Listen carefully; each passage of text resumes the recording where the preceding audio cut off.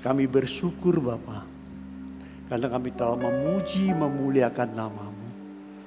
Semua untuk kebesaran dan keagungan-Mu Tuhan.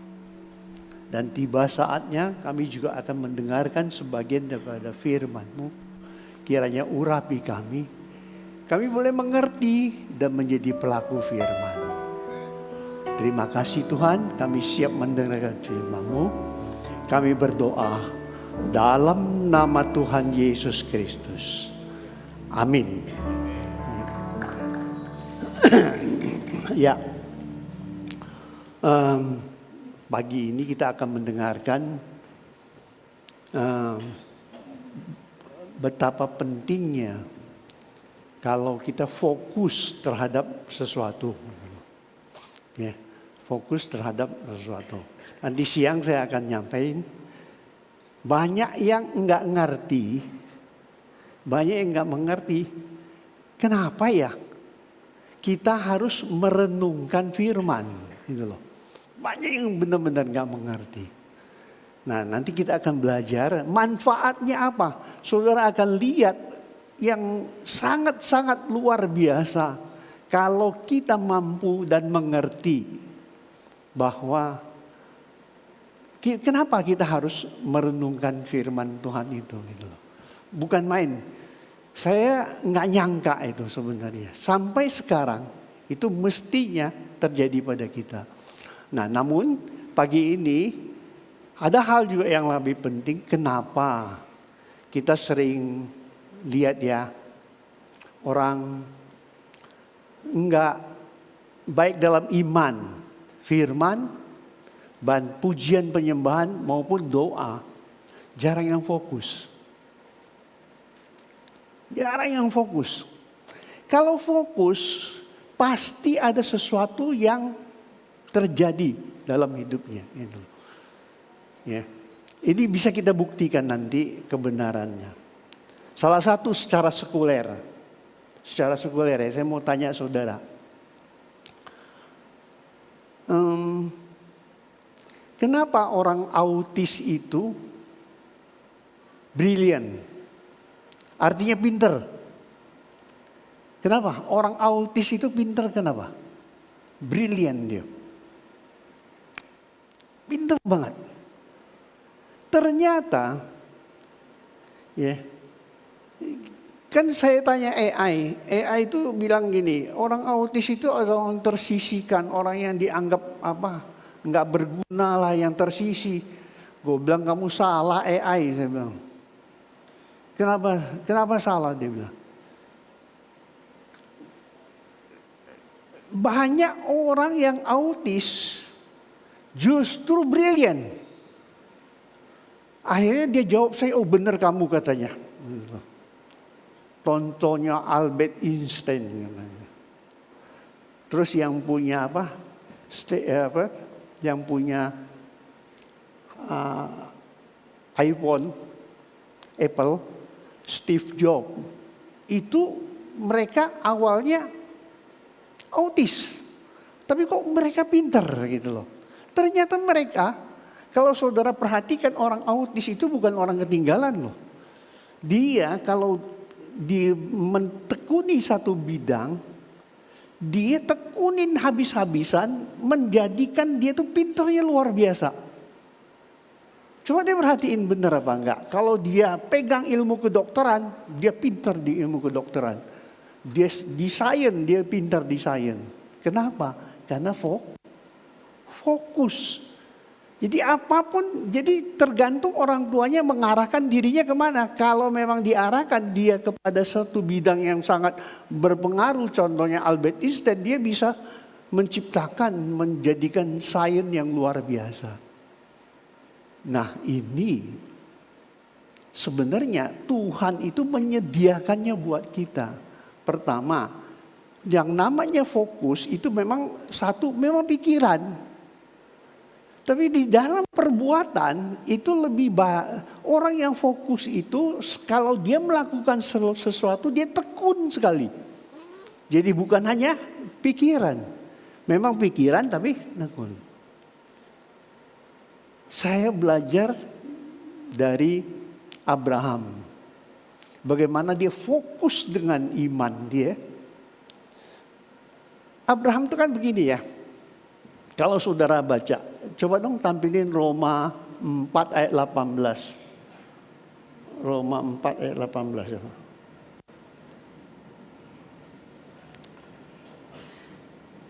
Ya, Roma 4 ayat 18. Sebab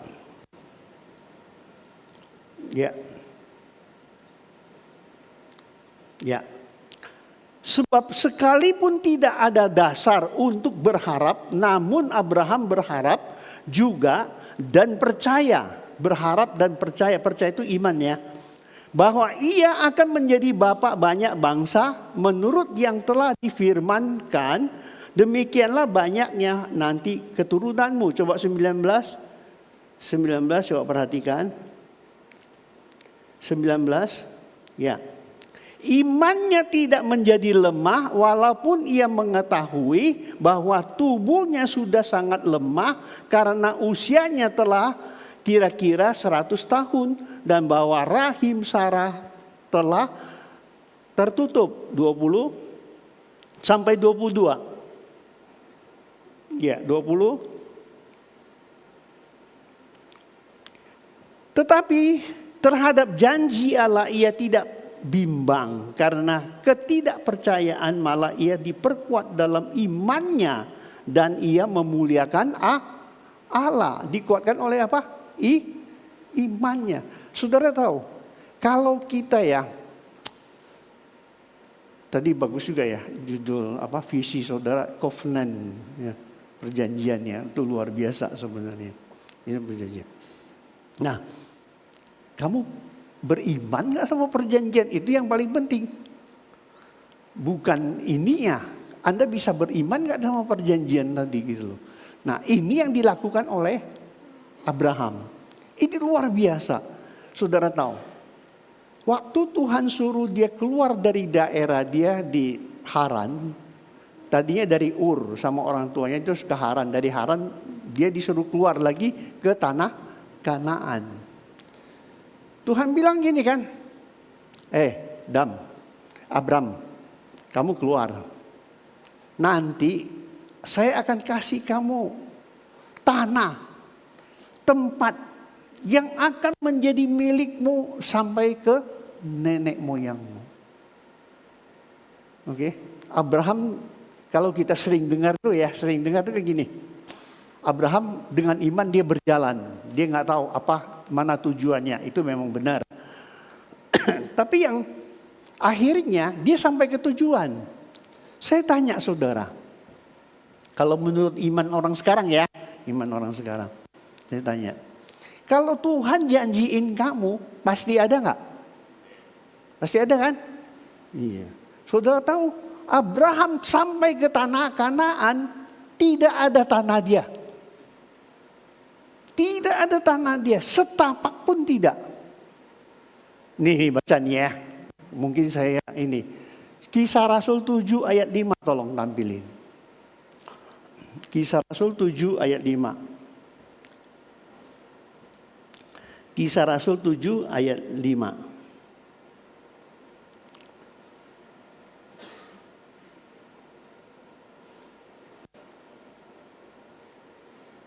Ya. Dan di situ Allah tidak memberikan milik pusaka kepadanya, bahkan setapak tanah pun tidak. Saya mau tanya, kalau kamu digituin, seandainya masih punya iman gak? Harusnya masih kan? Tapi kan ini janji Allah, setapak tanah pun tidak ada. Tapi saudara tahu, dari turunan dia sampai dia mati, dia hanya punya tanah kuburan di Makpala. Ada sedikit tanah untuk usaha dia gitu. Tapi kan Tuhan janji, tanah ini seluruh akan jadi milikmu. Jadi Tuhan memang janji, tapi seberapa seberapa tekunnya, seberapa fokusnya kepada firman tadi, kepada perjanjian tadi, sehingga Anda tetap beriman walaupun Anda tidak memiliki. Itu yang dilakukan oleh Abraham. Ini luar biasa. Dia tetap, saudara tahu, keturunan yang keberapa? Sampai ke Yakub aja, dia masih nggak memiliki. Sampai ke Yakub loh, dari Ishak terus ke Yakub. Yakub kan ada 12 suku. Apakah mereka memiliki? Belum. Abraham tahu nggak? Tapi janjinya ke Abraham untuk keturunannya. Betapa dia tetap fokus pada perjanjian dan tetap beriman kepada apa yang dijanjikan. Coba kalau kita udah kabur keliling, Anda bayangkan, kan baru sekarang ini tanah Israel itu menjadi milik orang Israel. Itu pun dihajar terus kan. Sampai sekarang kan. Padahal Tuhan yang menjanjikan untuk diberikan. Nah, punya gak kita iman sampai segitu besar? Makanya dia disebut bapak imam bangsa-bangsa. Ya. Tapi kalau kita ngelihat orang sekarang nggak mungkin mampu untuk bertahan seperti Abraham. Nanti saudara baca lagi, terus Ishak. Nanti baca Ishak di Kejadian 26. Di Kejadian 26, Ishak itu di tanah Israel ada kelaparan. Terus Tuhan bilang, udah dia berangkat. Apa rencananya? Dia mau ke Mesir. Tuhan bilang jangan ke Mesir. Tapi kalau ukuran pikiran manusia, Mesir lebih enak. Karena kotanya kota besar. Cari duit lebih gampang gitu loh. Sama kan dengan orang sekarang. Pada urban dari daerah kan. Tuhan bilang enggak. Kamu tetap di Geral. Kamu baca nanti di Kejadian 26. Nah, waktu di Geral, dia hadapi Abimelek. Waktu itu. Waktu dia bangun usaha, dia berhasil. Setelah berhasil, luar biasa dia kaya. Menjadi sangat kaya. Katanya. Dari Tuhan bukan? Dari Tuhan kan? Iya kan? Tuhan yang janji, betul. Saudara baca terus. Ya. Setelah itu Abimelek orang Filistin iri sama dia. Dia diusir. Ini diberkati luar biasa nih. Kamu nih di usaha kamu diberkati luar biasa. Terus kamu diusir, enak gak sih? Enak apa enggak? Nomor 2. Mungkin kamu tadi kan Tuhan yang bilang, kamu jangan ke Mesir, cukup di G. Kalau kita harapannya apa? Harapannya tetap kepada janji Tuhan kan, harusnya nyata. Nah inilah yang saudara lihat. Apakah Ishak diusir dia marah? Terus dia keluar dari Geral? Enggak. Dia percaya Tuhan suruh di Geral. Dia diusir, dia pindah. Dia udah diberkati, dia pindah. Dia bikin usaha lagi, dia gali sumur lagi. Berhasil. Diambil lagi dari Tuhan bukan? Ayo. Kita nggak bisa ngegampangin. Kita nggak tahu rancangan Tuhan itu seperti apa sebenarnya. Tetapi suatu hal kalau Anda tetap fokus pada iman Anda, itu Tuhan akan pasti nyatakan di dalam kehidupan Anda.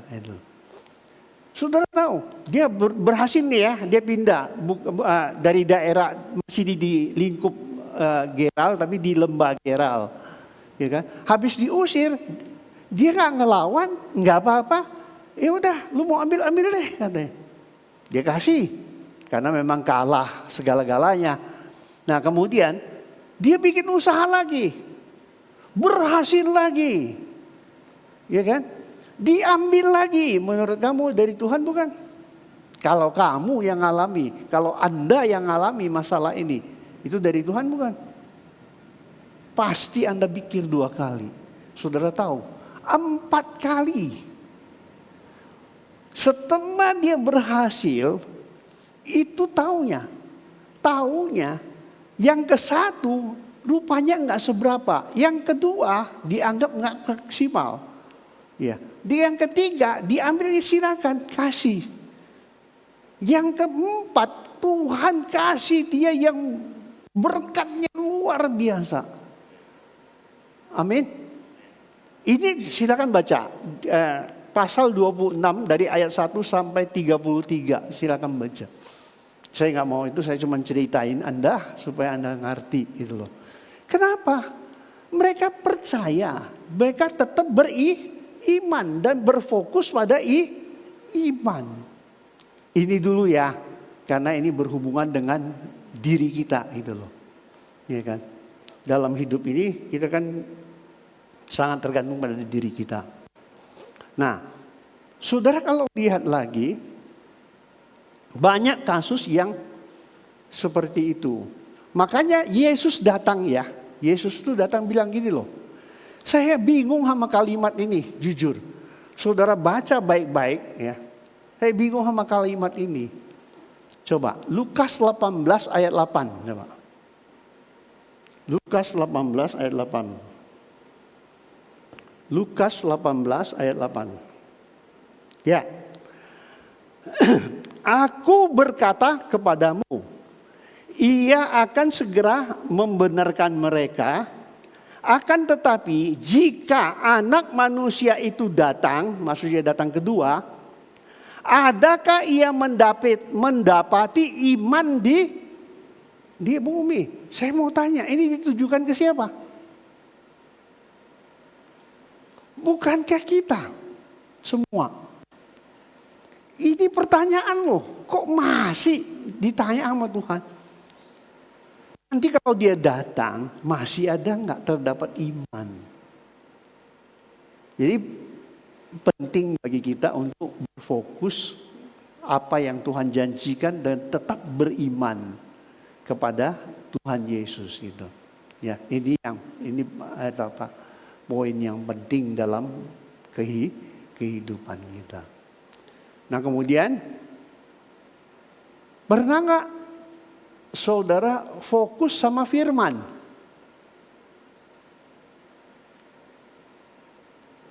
Benar. Walaupun kalau kamu mau fokus, ini namanya manusia ya, namanya manusia. Sampai sekarang di mana-mana sama terjadinya seperti itu, gitu ya. Kalau bisa fokus, mau fokus kepada sesuatu, pasti ada sesuatu yang diharapkan kan? Betul nggak? Betul kan? Firman tuh harapan saudara bukan ya? Aturan yang ada di Alkitab ini menurut Anda itu punya harapan buat Anda. Ini jujur ya, kesian, benar-benar kesian. Kesiannya kenapa? Karena Alkitab firman Tuhan itu hanya dipakai, dipikirnya gini loh. Kalau gue belajar, gue baca, ini pertama mungkin harapannya tahu, mengerti, dan harapannya bisa melayani Tuhan. Kebanyakannya gitu kan. Nah, sedangkan melayani Tuhan itu dianggap boleh iya, boleh enggak. Jadi enggak pernah dianggap firman itu jadi satu kepentingan. Padahal kalau mau jujur, semua sumber ilmu itu dari firman. Nah, coba gimana membuktikannya? Itu saya nggak punya waktu untuk itu. Tapi saya mau kasih saudara satu pemahaman yang harus Anda miliki. Kamu harus suka dulu sama firman. Kalau kamu nggak pernah suka sama firman, kamu hanya baca, masuk kiri, keluar kanan. Itu masih mendingan tuh, lewat otak dikit gitu. Yang parah tuh masuk kiri, keluar kiri itu. Itu sama sekali nggak masuk otak. Gitu loh. Jadi apa? Kita tuh harus apa? Harus senang dulu nih firman. Firman ini apa? Dia apa gunanya? Buat apa? Bisa nggak hidup? Kan kebanyakan bilang, ngapain belajar Alkitab? Nggak bisa jadi kehidupan. Ini yang membuat orang nggak mau belajar. Padahal kalau belajar firman, saudara mau tahu sebenarnya orang itu bisa jadi pinter, kreatifnya luar biasa. Cuman harus tahu caranya. Nanti kalau ada buka kelas untuk pembelajaran, cepet-cepet deh kamu belajar. Bukan buat kamu aja, buat anak cucu kamu buat ini. Ya, ini penting. Jadi seneng dulu sama firman. Iya kan? Jadi gimana tekun? Coba ya sekarang ya. Coba lihat ya. 2 Timotius 3 ayat 15. 2 Timotius 3 ayat 15.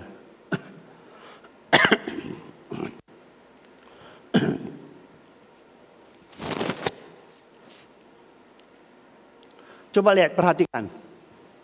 Ingatlah juga bahwa dari kecil engkau sudah mengenal kitab suci. Ya, yang dapat dari kapan?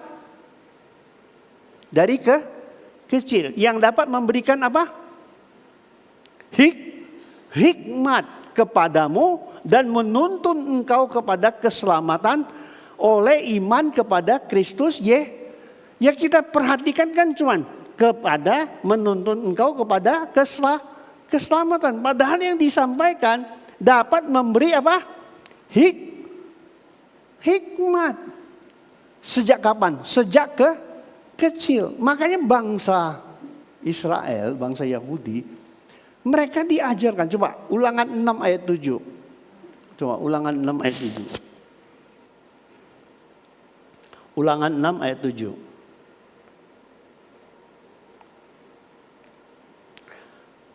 Haruslah engkau mengajarkannya berulang-ulang kepada anakmu. Berarti sejak kecil kan? Ya. Dan membicarakannya apabila engkau duduk di rumahmu, apabila engkau sedang dalam perjalanan, apabila engkau berbaring, dan apabila engkau bangun. Saya mau tanya, kapan diajarkan? Setiap waktu bukan? Kalau kita berpikir nih ya, untuk apa? Makanya sampai sekarang, kenapa? Saudara kalau perhatikan, kelemahan-kelemahan kita sebagai orang Kristen. Berkali-kali saya sudah bilang bahwa Anda itu adalah umat pilihan. Kalau umat pilihan, Anda harus lebih dari orang lain. Lebih dari orang luar.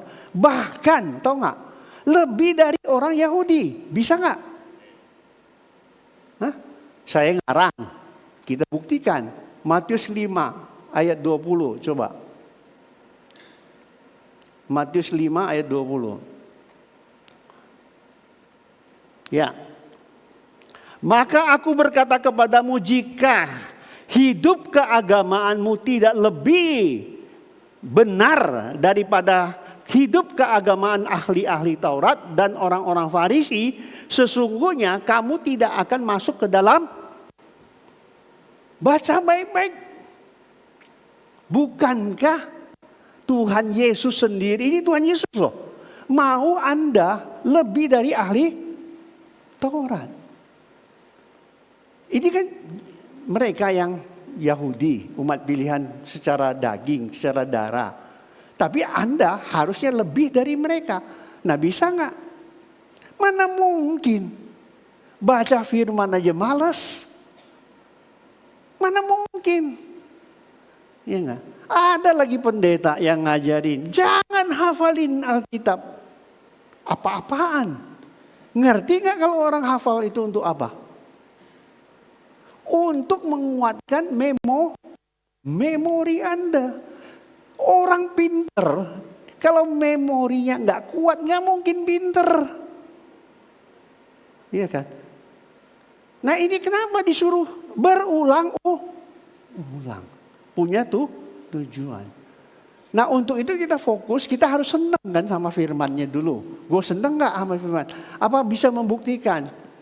Justru bisa membuktikan kebenaran-kebenaran ini gitu loh.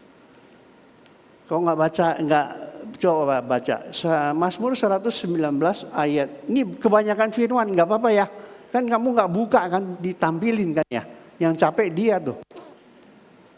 Ya, Mazmur 119 ayat 16, kemudian pindah ke ayat 20. Coba. Mazmur 119. Ya. Ayat 16. Aku akan bergemar dalam ketetapan-ketetapanmu, firmanmu tidak akan kulupakan. Kalau kita lupa. Kapan pernah haleluya? Ya. Ini bukan ngeledek, tapi benar.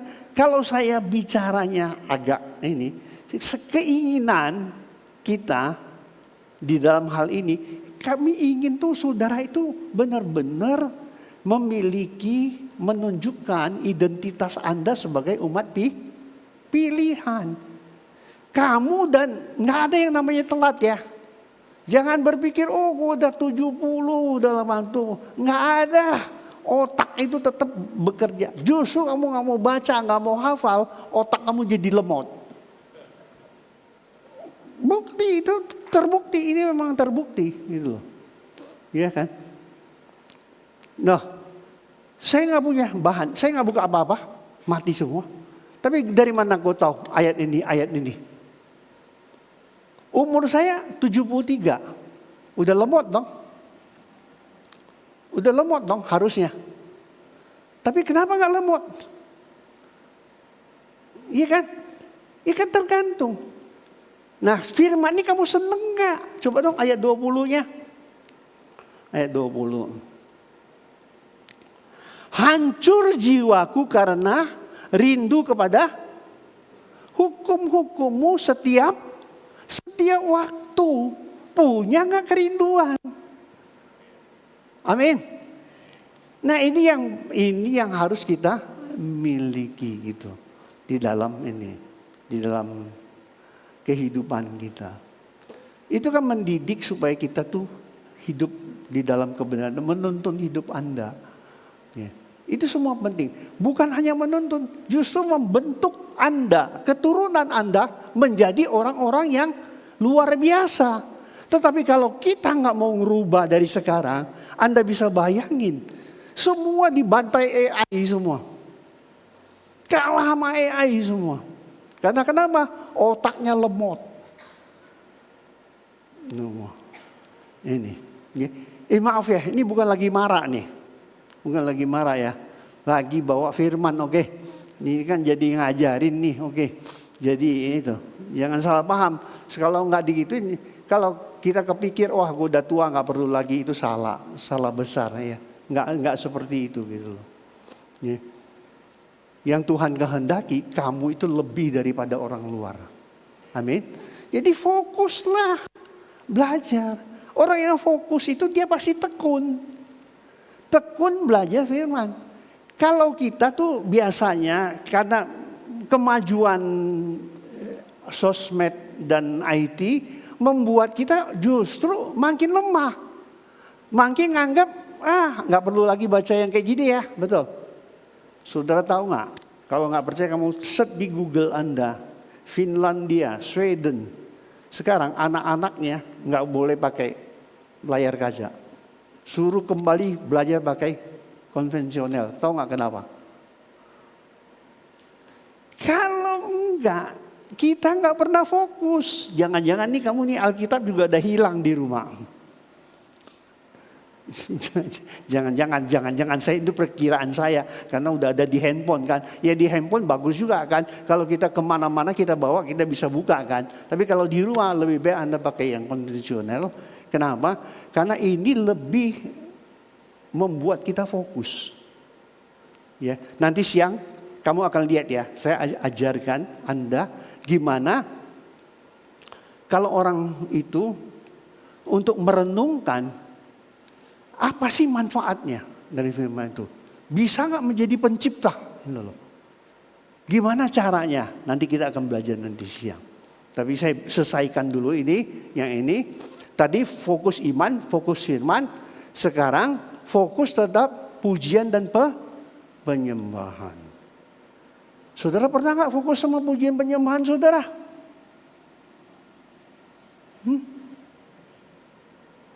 Gue nggak yakin. Nggak yakin, 100% nggak yakin. Kenapa? Kenapa? Karena saudara bisa buktikan gini ya. Kalau ini saya nggak kritik ini ya, nggak kritik 1-2 lagu ya. Ya. Saudara kalau perhatikan kata-kata yang di lagu itu lebih banyak untuk diri kamu yang memuji atau untuk Tuhan. Coba cek. Saya nggak bilang satu lagu. Coba cek. Iya kan? Nggak ada. Makanya orang yang pergi ke gereja umpamanya. Ke gereja umpamanya. Terus dia bilang gini. Oh, gereja itu gue diberkati. Sama pemujinya. Sama musiknya. Sama sound systemnya. Saya diberkati luar biasa. Kira-kira menurut Anda udah benar?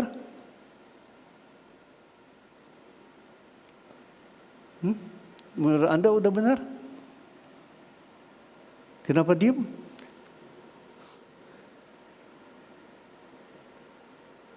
Itu salah total.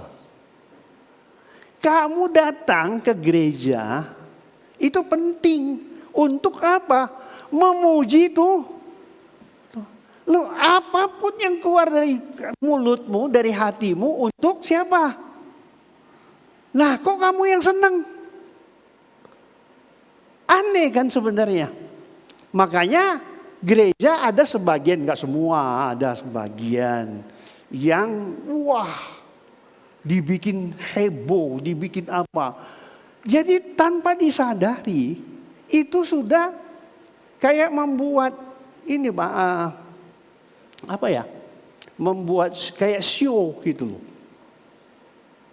Benar-benar kayak show. Sekarang itu show. Saya nggak bilang di sini ya. Di mana-mana sama sekarang. Untuk apa? Hanya tujuannya satu. Biar jemaat senang. Bukan Tuhan senang loh. Maaf ini. Ya, saya nggak bilang ini salah. Ini benar. Tetapi yang penting hati saudara waktu memuji itu benar-benar untuk Tuhan. Ngerti gak maksudnya? Amin. Ini untuk Tuhan. Jadi gini loh. Kalau saya memuji Tuhan, saya gak punya kepentingan. Kalau gak percaya, tes ke kamu sendiri. Silakan tes ke kamu semua sendiri. Tes ya. Tes ke Anda sendiri nih, jangan saya. Ya. Waktu kamu bilang Tuhan saya memuji Engkau, saya bersyukur padamu Tuhan, Engkau baik. Otak kamu ke situ nggak kira-kira? Hati kamu? Nggak pernah ada. Mungkin ada sih 1-2, kita nggak inilah ya. Tapi nyata. Kenapa? Ketahuan. Benar-benar ketahuan. Gua aja tak, saya aja bisa tahu loh. Apalagi itu Tuhan. Ya kan? Kelihatannya luar biasa. Mujinya hebat banget. Ya enggak? Tetapi semuanya kosong. Enggak ada. Karena yang dipentingin apa? Untuk diri sendiri gitu loh. Yang coba, Tuhan baik, sungguh baik, tapi otaknya lari kemana-mana, betul. Itu betapa bahayanya gitu loh. Padahal kita ngaku nih, datang memuji, menyembah Tuhan. Padahal jauh daripada kebenaran. Ya, ini satu, saya nggak mau singgung terlalu banyak ya. Ini kadang-kadang saya sendiri nih Pak. Setiap hari 3-4 kali saya pasti memuji Tuhan. Di dalam pujian saya tuh, saya hanya khusus memuji, saya nggak pernah minta. Saudara tahu, waktu kita muji nih, Tuhan sungguh Engkau baik, sangat baik. Tahu nggak? Otak saya tuh kadang-kadang lari, oh itu ya belum beres ya, ini belum beres. Benar? Untuk menghukum diri saya sendiri, saya punya perasaan kayak gitu, saya ulang lagi pujian itu. Supaya kenapa? Saya fokus. Kalau enggak, saudara, percuma. Ya kan? Makanya doanya gimana? Gimana untuk memahami Tuhan? Gimana bisa dekat sama Tuhan? Padahal kita lebih pentingin diri kita. Nggak percaya? Kamu tes ke diri kamu sendiri. Nggak usah ngomong saya. Saya nggak bisa mengejas kamu seperti sejauh kepada diri kamu. Saya nggak bisa. Tapi yang jelas, kamu sendiri yang bisa menentukannya. Yang terakhir, fokus kepada doa. Ya kan? Saudara fokus nggak doa? Hasil survei. Orang yang berdoa nih, saya sering tanya sama pendoa, sama encim-encim gitu loh. Encim-encim. Kalau dia doa, dia nangis. Waktu itu ya masih gereja zaman saya dulu. Dia nangis luar biasa. Wah gitu. Kelihatannya rohani bener, betul? Iya enggak? Saya sampai kagum loh. Saya kagum. Terus saya iseng. Saya tanya, Jim, tadi memuji waktu doa, Jim nangis. Itu nangis apa ya? Oh, saya lagi mikirin anak gua yang di sana. Ini. Lagi mikirin masalah gua. Jadi bukan nangis untuk Tuhan. Karena kenapa? Enggak pernah fokus kepada Tuhan. Kita berdoa harus tekun. Nah gimana doanya mau dijawab? Coba Kolose 4 ayat 2. Kolose 4 ayat 2. Ya. Apa katanya? Bertekunlah dalam doa. Dan dalam pada itu berjaga-jagalah sambil mengucap syukur. Amin. Bertekun dalam doa. Gitu loh. Kalau kau baca ayat selanjutnya, ayat 3 coba. Ayat 3. Kolose 4 ayat 3. Ya, berdoa jugalah untuk kami supaya Allah membuka pintu untuk pemberitaan kami, sehingga kami dapat berbicara tentang rahasia Kristus yang karenanya aku dipenjarakan. 4. Coba 4. Ayat 4. Dengan demikian aku dapat menyatakannya sebagaimana seharusnya. 5 sampai 6. Sampai 6. 5 6. Hiduplah dengan penuh hikmat terhadap orang-orang luar. Pergunakanlah waktu yang ada. 6. Hendaklah kata-katamu senantiasa penuh kasih, jangan hambar. Sehingga kamu tahu bagaimana kamu harus memberi jawab kepada setiap orang. Kita tetap harus dapat hikmatnya Tuhan. Jadi ujung-ujungnya, janganlah iman kamu dipengaruhi apapun. Kedua, belajarlah firman dengan kebenarannya. Ya, ketiga, pujilah Tuhan dengan benar. Karena banyak yang gak benar. Bukan saya ngomong loh ya. Kita buktiin ya, satu perjanjian lama, satu perjanjian baru. Ya. Yesaya 29, 13. Coba. Ini gak benar nih. Ini yang gak benar nih ya. Yesaya 29 ayat 13. Yesaya 29 ayat 13. Ya.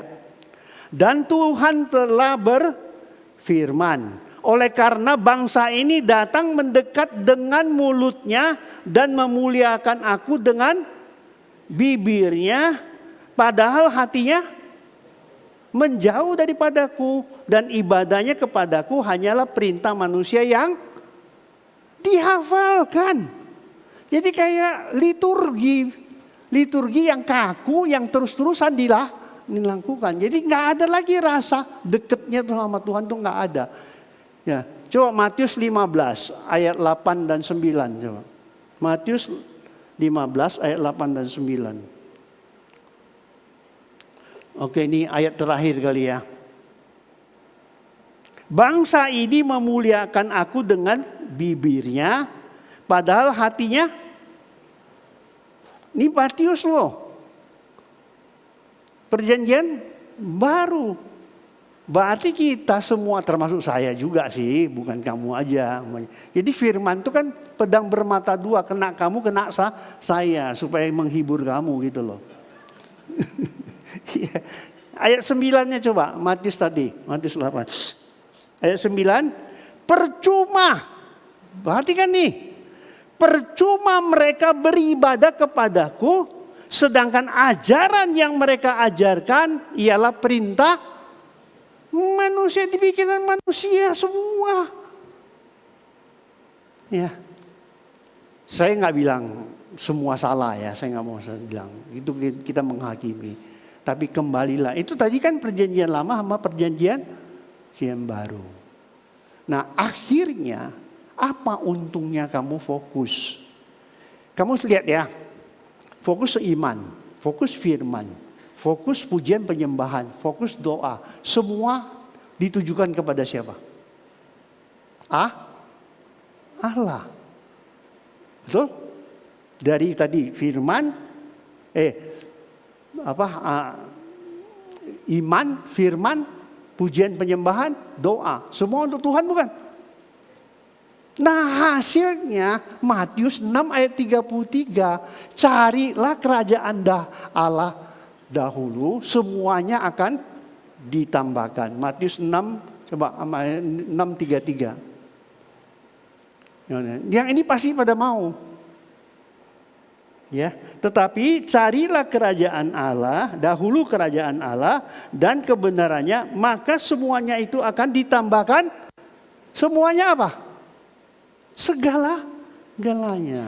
Nah ini ayat paling akhir, oke? Tadi masih itu. Yohanes 15 ayat 7, coba perhatikan. Ini hasil dari orang yang dapat intim dengan Tuhan dan berkenan. Tuhan akan berkenan kepada Anda. Kamu akan intim dengan Tuhan, Tuhan akan berkenan kepada Anda, makanya cari kerajaan Allah dulu. Yohanes 15 ayat 7, perhatikan. Jikalau kamu tinggal di dalam aku dan firmanku tinggal di dalam kamu, mintalah apa saja yang kamu kehendaki dan kamu akan. Tapi yang jikalau kamu tinggal di dalam aku, itu mungkin masih bisa. Dan firmanku tinggal di dalam kamu, bisa. Nah makanya baca aja malas. Betul. Tapi inilah yang Anda bisa dapatkan dari fokus kepada 4 hal tadi gitu loh, penting. Ini rinciannya banyak sebenarnya, banyak sekali. Saya nggak bisa sebutkan satu-satu. Tapi inilah yang saya bisa berikan pagi ini. Yang penting intinya Dari ketiga itu, hiduplah fokus dengan iman, hiduplah fokus firman, hiduplah fokus dengan pujian penyembahan, dan fokuslah kepada doa Anda. Tuhan berkati. Amin. Kami bersyukur Bapa. Terima kasih atas segala kebaikan-Mu yang telah memberikan dan mengajar kami kebenaran-kebenaran-Mu. Sehingga kami boleh menjadi pelaku-pelaku firman-Mu. Segala pujian, hormat hanya bagi-Mu Bapa. Kami berdoa dalam nama Tuhan Yesus Kristus. Amin.